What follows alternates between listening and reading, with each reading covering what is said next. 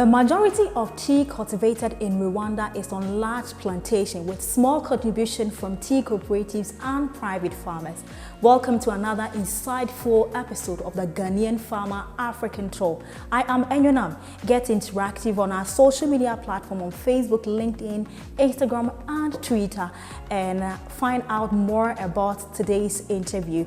I am presently in Kigali and I am in the office of Rwanda Mountain Tea to find out about value addition to the tea that is cultivated here by the farmers.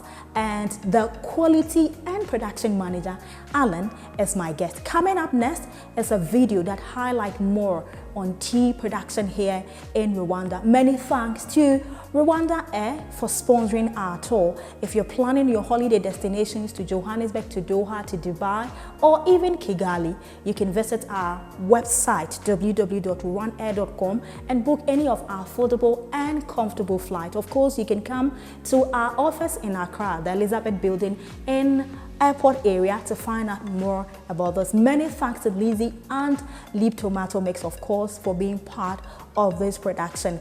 Coming up is a video that highlights more on tea production here in Rwanda. I'll be right back after this.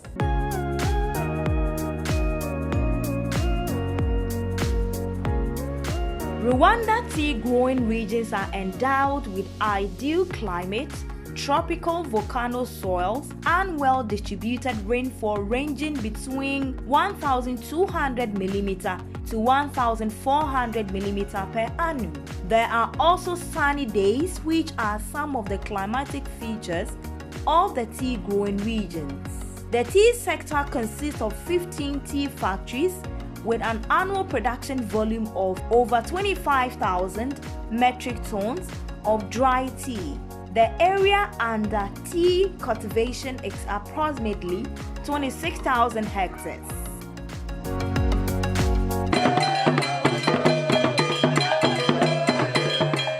Thanks for tuning in. If you're just tuning in, you're watching the Ghanaian Farmer African Tour here in Kigali Special Economic Zone. Precisely, we are in the office of Rwanda Mountain Tea.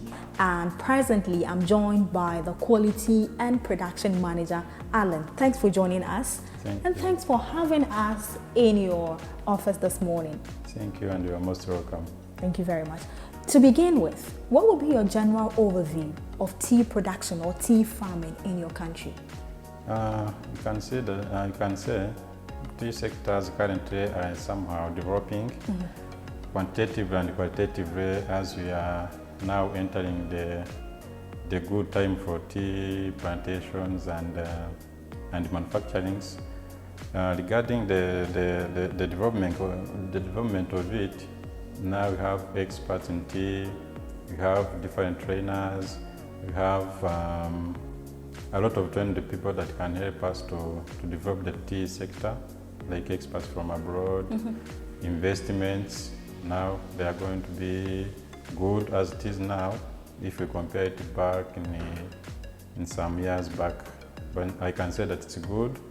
It's on the good standard if I compare to the past years. Yeah, that's what I can say.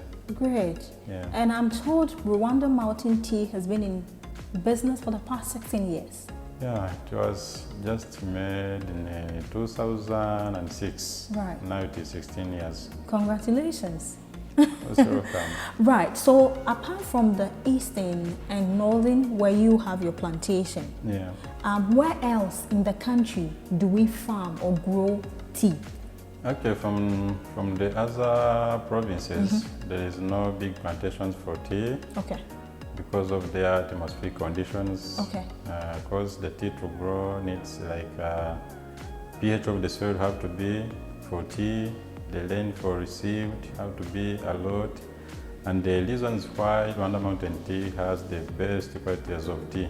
That's one of the specialty of Rwanda Mountain Tea.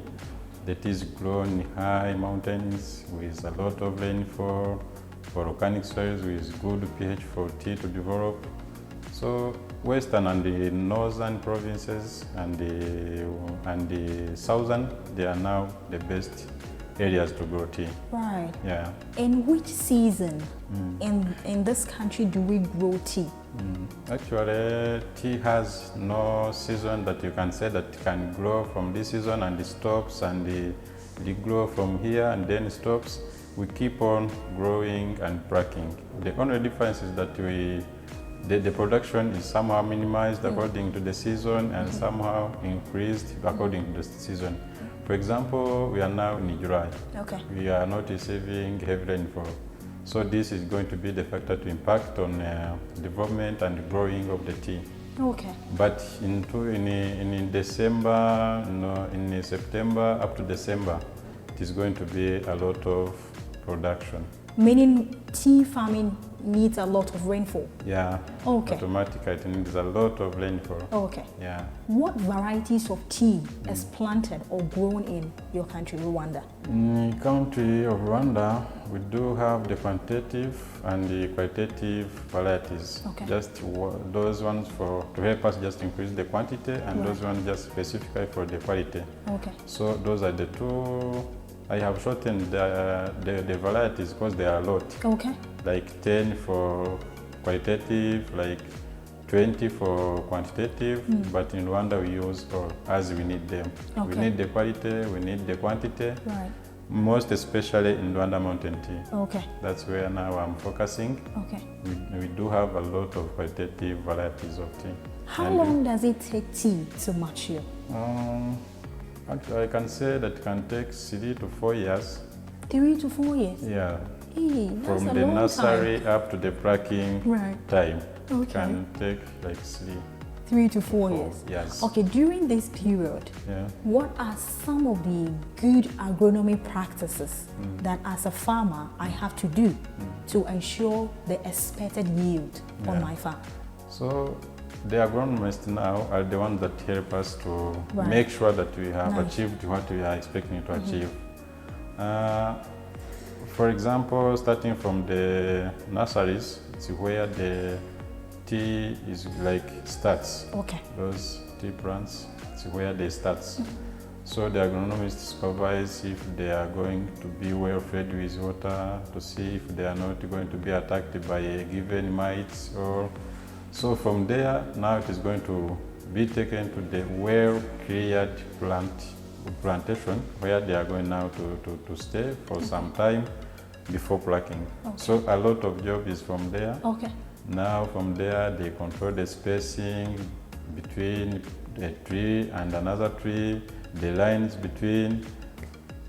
From that now there is weeding, there is what we call pruning if the tea bush is somewhere old. A lot of activities from Goes there. in there. Yeah. Okay. Now, if I wait for 4 years and my tea is matured, how many times do I harvest before I exhaust everything and I have to replant? Sometimes it depends on the company policy. Okay. The company policy may say that we are going to do pruning, Right. the other cutting of tree bushes, Yes. to allow them to regrow. But it depends on the company policy that we Okay. are going to prune from this time to this time. So it depends on the company policy. Okay. Yeah. How should tea be kept after harvest? After being harvested, just to be taken to the manufacturing factory. Okay, straight away Yeah. from the farm? Yeah, from the farm, from the Okay. plantation. Okay. Now we take those tea harvested or the tea leaves to be processed, Okay. to have them in bulk like that, to be dispatched or to be sold at the auction or any other sale. Okay. Is the leaf harvested dried or fresh? They are harvested fresh. Okay. Yeah. All right. Now let's come down to value addition bit. When it is harvested by either cooperatives or your own plantation and delivered to the factory, I'm told there's some sorting that goes on. What exactly does it mean? You have your leaves, go and process. Yeah. What sorting are you doing? So let me take you back to the manufacturing factories, what they do exactly. Okay. Because now, before entering the value addition, we use the tea manufactured from our sister companies in Rwanda Mountain Tea as a group to be used here as our raw material. So let me take you back to the manufacturing factories to see exactly what happens from there. Okay. So starting from plantation, we start by plucking. Okay. So the way how Rwanda Mountain Tea decided to go with plucking, we only pluck 2 leaves with a bud, because those are the leaves we expect to get the high quality of tea. So these are the company policies also, to pluck 2 leaves and a bud. Those ones who are experts in tea, I think they can know what exactly happens from 2 leaves and a bud, and they know what are they. So from those plucking, after general plucking from plantation, the agronomists are there, the supervisors are there to see if the plantation is being kept in a good condition without affecting the growth of the tea leaf, without affecting the plucking table. So from there they pluck, and then the plucking cycle is for 12 days to come and pluck the same sector where you plucked. If not for those 12 days plucking cycle, now your plantation is going to be affected. Okay. Yeah, it can be affected in different ways. So it will lead you to have a bad quality of tea because of not respecting the plucking cycle. So what we do from there, we do sorting from the plantation. Okay. We also do sorting to see if the pluckers have plucked the best teas expected to be plucked. Okay. So those verifications done from the plantation. After that, if they are sure that the plucking has gone well, they now load the truck. Load the truck. There's the designated truck for picking those planted teas. They are there with hooks, with poly sacks, aerated sacks, just to help us not the tea to affect another one because of overloading. Okay. That is the reason for the hooks. So from there, after loading the truck, they make sure that the tea is not going to be damaged from that truck. So now we are entering the factories or the process or manufacturing, in other words. So if the truck reaches the factory, the manufacturing one, or where we are going to start the process, we first do analysis of tea leaves that came with the truck. Right. So from the analysis, you have analysis table to be used with 2 sides, the bad leaf and the good one.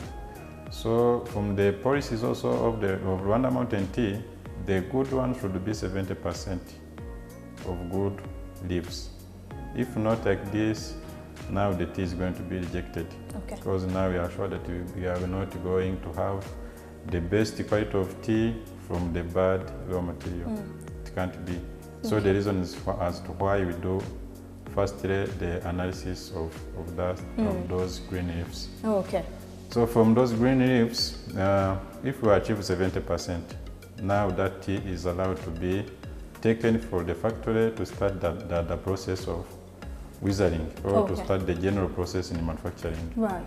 So if not achieving that 70%, it can be rejected to be taken back from the plantation to be resorted again to achieve that 70% score of good leaf. Right. So now let me shift to the processing in general. Okay. So the received green tea, they are going to be taken to the withering section. In withering, it's now where we are going to remove the water surface from the leaves. It's where we are going to minimize the moisture content inside the leaf. So now from maybe 100% to 65% of withering rate. That's where I expect that we are going to have a strong liquor from the tea. Oh, okay. Yeah. I see. So from withering now, we are continuing from the stages or from the processing stages. From withering, we take the teas to be rolled or macerated, just cutting, culling and tearing to get the tea grains in different sizes. Okay. Yeah, and to allow the chemical reaction to be taken in that section of rolling through CTCs, temperature controls, a lot also to be done from there. So from rolling section now, the teas rolled are going to be taken in oxidation process. It's now where we add the catalyzer oxygen, acting as a catalyst to help us in that chemical reaction of where the chemical compounds from the tea they are going to be transformed to other chemical compositions. So in Rwanda Mountain Tea, how many different flavors or brands do you have? You now are still in the Rwanda Mountain Tea manufacturing. We are not yet coming to value addition factory where we are now. Okay. So after receiving those grades from sorting, now value addition orders for a given grade, maybe PF1, maybe D1, maybe a given grade according to the product you want to blend from the value addition. So if you order from there, now those grades are the ones we are going to use from here in value addition or blending and packaging facility here in Kigali Special Economic Zone. Okay. Yeah, it is just one among the factories of Rwanda Mountain Tea as a group that does that value addition. Okay. Yeah. So I just wanted you to run me through what we have here, because we have a lot of them. Yeah. Which one? And I have right in front of me organic green tea. There's a strong blend tea. There is that ginger and lemon, right? Yeah. And then a couple of them. Yeah. So it's about how many? We have like 17 different products done here in value addition. Oh, okay. Yeah, value added products. Okay. Yeah. 17 of those. 17. Okay. In a week, how many kilos or tons of these value addition do you do? Yeah, it depends on the production plan, but the capacities of machine are just here available. If you want, you can even produce like 100 kg, 100 tons of tea. A lot of machines are there. You are going to go down in production and see a lot of machines are there. Course, so it depends on production plan. Okay. But currently, according to the stock we need, the orders we have, per day we produce 180 kgs per day. Oh, okay. Yeah. All but right. all the machines we have are not working. We only work regarding to the orders and some to be in stock waiting for a customer to come and order. Okay. Yeah. How long can I keep this value-added tea from Rwanda Mountain Tea for? If I should buy it, how long can I keep it? You mean the storage condition? You mean the Storage condition, lifespan, how long? So, okay. Let me address the question to the labeling and the packaging. Yes. You can see from the boxes we have in front of ours, we have like manufacturing. Okay. Manufacturing Dates, dates, right, and we expiry have the dates. batches, Okay. we have the best before dates. Okay. Actually, as I told you, if the tea is now well dried, it can take like up to 3 years. All right. If Okay. it is closed like this. And the storage condition, just room temperature condition. So to keep it just in a cool dry place, away from contaminants and direct sunlight. If you don't, if you disagree with that one, now your tea is going to be minimized with the shelf life put from here. Okay. Yeah. So viewers, there you have it. Alan, he's the Quality and Production Manager in Rwanda Mountain Tea. And we are in his office. He's enlightening us about their product. We'll also be speaking with Charles. He's the Assistant Sales and Marketing Manager of Rwanda Mountain Tea to take us through the sales beat. Is all of this produce sold just in Rwanda, or some are exported? How many direct, indirect jobs has this created? What's the future of tea value addition in this country, the challenges in this space as a marketing and salesperson? We'll be having more of that conversation with Charles, but for now, we're catching up with a tea consumer. Do you love tea? How do you want your tea? According to Alan, he loved a strong blend, but for me, I love sweet teas. As a lady, I think I'll go for Peppermint. Of course.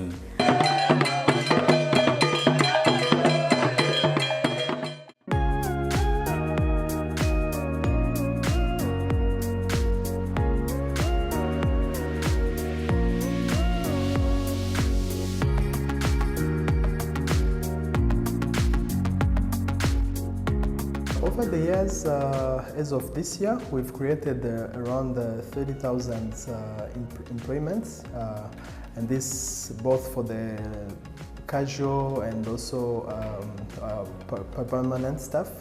And for all our tea sector activities, we have tea factories, we have tea farms, and also the value addition. So in total, it's around 30,000 and plus employments.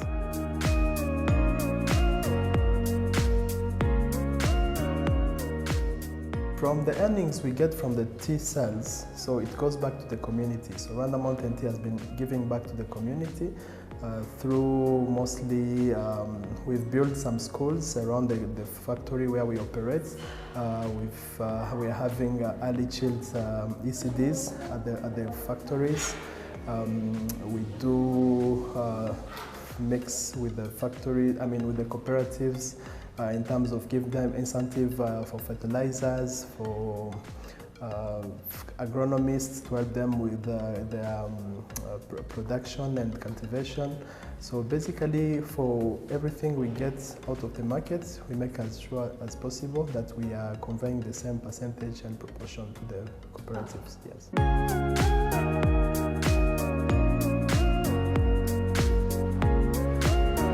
So this last year we produced around 15 million metric tons of tea, and this was around 45 to 50% of the production that Rwanda produced, total production. This year we are aiming in 2022 to have at least 17 million kilo of mint tea. So this is our target this year, and the proportion is around like 50% of the total production of Rwandan tea.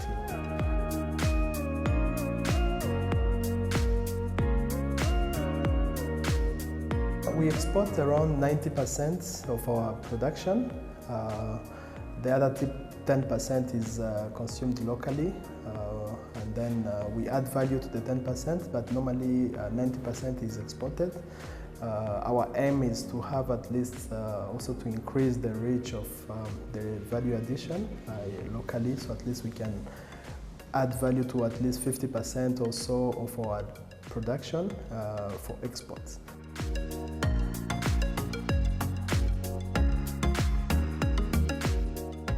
Normally we export to mostly the western part, Asian, so we have UK markets, we have Pakistan as the bulk.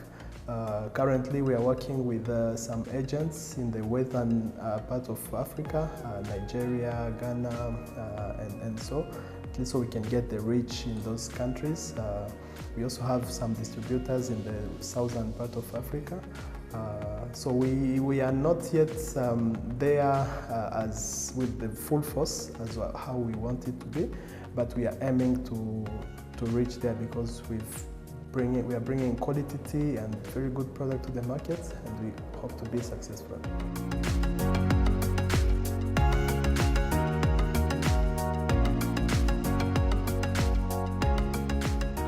I run a restaurant called Rwanda.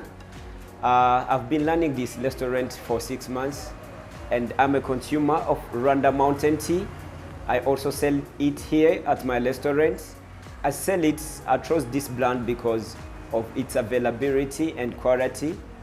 And you can find it almost anywhere in the country, at any store in the neighborhood or in the city malls.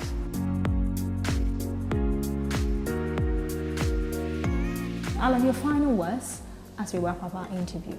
Okay, I may say thank you for this interview, and I may call the clients and the customers to Rwanda Mountain Tea Limited as a group. We have a lot of products, good brands, good bulk teas, several for your choices. Okay. And we are flexible for each and everyone to approach us. Okay. So Rwanda Mountain Tea is the best in Rwanda, and we are struggling to be the best in the region and worldwide. Okay. So we are now trying our best to compete maybe with the other countries which are somehow developed compared to us. And Rwanda Mountain Tea is not only for just the production of tea, also supporting the local welfare's business of the customer, of the farmers in the plantations. As you have different sectors from there, like private farmers, they have their own cooperatives, and they take their teas to the Rwanda Mountain Tea manufacturing to help them process up to reach this stage of bulk. Okay. So we don't only have those like local welfares, but also we have also the Rwanda Mountain Tea. I've decided also to build some primary schools, water supply. So that's corporate social responsibility. Yeah, like that. Thank you very much. Also preserving the flora and the fauna. It's not only based on this and just focusing on this, but also we try to help the environment, the populations as well. So you are most welcome, and I love the time to be with you. Thanks for having us, Alan, and many thanks to the management of Rwanda Mountain Tea for welcoming us into your space. We are very much grateful. Thank you to Rwanda Air for making our tour very, very possible. Thanks to the management of Multimedia, and of course to the Agric Minister in Ghana, Honorable Dr. Uswe Furiakoto. Thanks for watching. I'll see you next week.